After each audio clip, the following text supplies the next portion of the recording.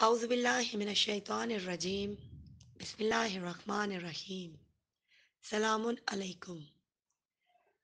تفسیر قرآن کے حوالے سے سورہ بقرہ آیت نمبر 13 کی تفسیر حوزہ علمیہ جامعہ حیدریہ عباس آباد کی جانب سے آپ کی خدمت میں پیش کی جاتی ہے۔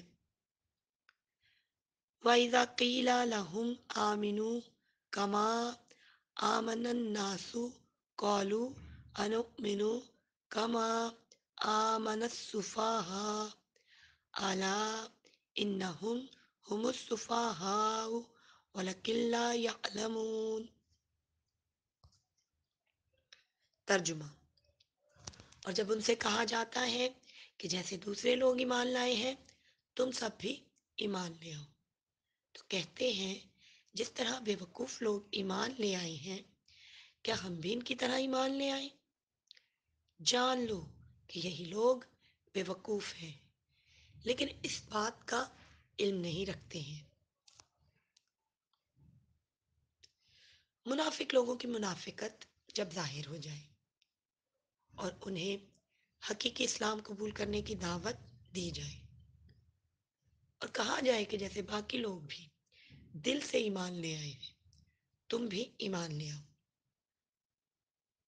تو منافق جواب میں مومنوں کا مذاق اڑا کر کہتے ہیں جیسے یہ بے وقوف لوگ ایمان لے آئے ہیں ہم بھی ایسا ہی ایمان لے آئے۔ منافقین مومنین کو معاشرے کے سب سے گھٹیا افراد سمجھتے ہیں۔ اس کی وجہ یہ ہے کہ اکثر مومنین دیندار ہوتے ہیں اور دین کو دنیاوی چیزوں پر ترجیح دیتے ہیں، اور اسی وجہ سے ہی زیادہ تر مومنین کے پاس پیسہ اور مال و دولت بہت کم ہوتا ہے۔ ایک بندہ مومن کیونکہ آخرت پر ایمان رکھتا ہے اس لیے وہ آخرت کے لیے مال جمع کرتا ہے اور دنیا کے لیے کچھ بھی نہیں بچاتا، لیکن منافق کیونکہ آخرت پر ایمان نہیں رکھتا اس لیے وہ اسی دنیاوی زندگی میں ہی سکون حاصل کرنا چاہتا ہے اور ساری زندگی اسی کوشش میں گزار دیتا ہے۔ اس کے مطابق جتنا زیادہ پیسہ کمائے گا اتنا ہی اس کی زندگی سکون سے گزرے گی، جبکہ مومن جو آخرت پر یقین رکھتا ہے اسے پتہ ہوتا ہے کہ یہ زندگی تو فقط چند دنوں کی ہے، اصل زندگی تو مرنے کے بعد شروع ہوگی، اور اس کے لیے وہ خود کو تیار کرتا ہے۔ وہ جانتا ہے کہ دنیا کی مشکلات، دکھ اور تکالیف عارضی ہیں، اس لیے وہ صبر کرتا ہے تاکہ اس صبر کے بدلے قیامت والے دن اسے بہترین جزا ملے۔ ہم اپنے ارد گرد بہت سارے ایسے لوگوں کو دیکھتے ہیں جو یہی نظریہ رکھتے ہیں کہ زیادہ سے زیادہ پیسے اکٹھے کریں تاکہ انہیں دلی سکون ملے اور وہ زندگی مزے سے گزاریں، لیکن ایک مومن جانتا ہے کہ حقیقی سکون دل میں ہوتا ہے نہ کہ دولت میں، جیسا کہ سورہ رعد آیت نمبر 28 میں پروردگار عالم ارشاد فرماتا ہے، یہی لوگ ہیں جو ایمان لائے ہیں اور ان کے دل یاد خدا سے مطمئن اور پرسکون ہیں۔ یاد رکھو کہ یاد خدا سے دل مطمئن ہوتے ہیں۔ بے شک اب کیونکہ منافق کے نزدیک دنیاوی آسائشیں، بنگلہ، گاڑی، اے سی، ہیٹر، نرم و ملائم بستر وغیرہ یہی سب کچھ ہوتا ہے، اور اسی زندگی کو ہی سب کچھ سمجھ کر اسے انجوائے کرنا چاہتا ہے۔ اب جب وہ دیکھتے ہیں کہ ایک مومن خدا کی راہ میں پیسہ خرچ کر رہا ہوتا ہے اور اپنی آخرت کے لیے ذخیرہ کر رہا ہوتا ہے تو منافق اسے بے وقوف سمجھ کر اس کا مذاق اڑاتے ہیں۔ مومن کیونکہ دنیا میں دکھ اور تکلیف بھری زندگی گزارتا ہے اس لیے منافقین یہ سمجھتے ہیں کہ صرف بیوقوف لوگ ہی انبیاء پر ایمان لاتے ہیں، لیکن اس کا مطلب یہ بھی نہیں ہے کہ مومن پیسے نہیں کماتا۔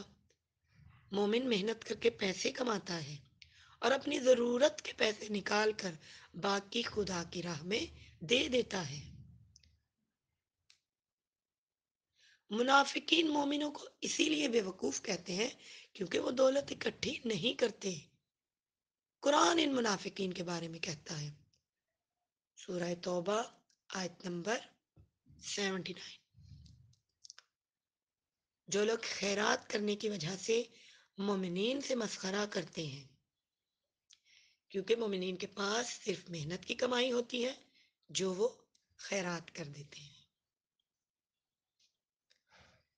یہ غلط نظریہ کہ بے وقوف لوگ ہی دین پر عمل کرتے ہیں سابقہ انبیاء کی امتوں سے چلا آ رہا ہے۔ حضرت نوح علیہ السلام کی امت کے بارے میں کافر کہتے تھے، سورہ شعراء آیت نمبر 111، انہوں نے کہا ہم تم پر کیسے ایمان لے آئے جبکہ تمہارے پیروکار کمذات لوگ ہیں۔